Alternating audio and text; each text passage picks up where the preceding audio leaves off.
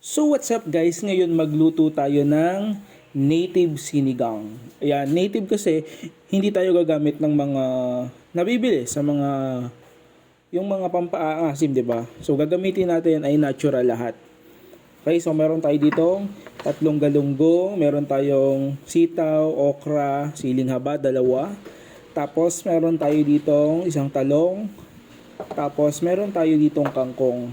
Meron din tayong sibuyas at kamatis. Tapos yung calamansi extract, yung gagamitin nating pang-asim. Tapos yung kangkong.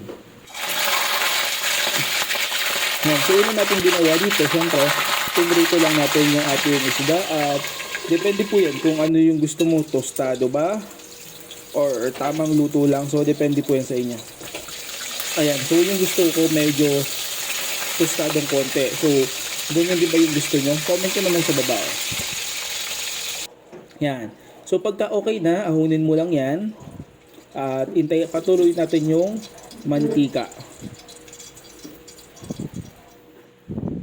Yan. So next naman, ayan po. So painit lang tayo ng tubig. Yan. Tapos naglagay lang tayo ng 1 teaspoon ng asin. Pag mainit na yung tubig, ilagay na natin yung sibuyas at kamatis. Isabay na rin natin yung okra para mas malambot siya.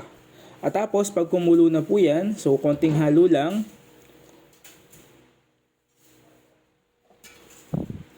Yan, pwede mo nang ilagay din yung mga sitaw. Yan, tapos isang kulo lang po uli. Pag kumulo na, yan. So, ilagay mo na uli yung next na ingredients pagkahalo. So, ganyan lang po, napakadali, napaka-simpleng gawin. Mas masarap to kung may malunggay din tayo. Yan, tapos nilagay na natin yung dalawang siling haba at yung kangkong. So, ganyan lang po. Yan lang po kasi yung available kong ingredients. Tapos naisipan ko ganyan yung gawin kong luto para maiba naman yung sa normally na sinigang na ginagamit natin. Yan, so pagka kumulo na, yan. So, isang kulo lang yan. Okay na yan.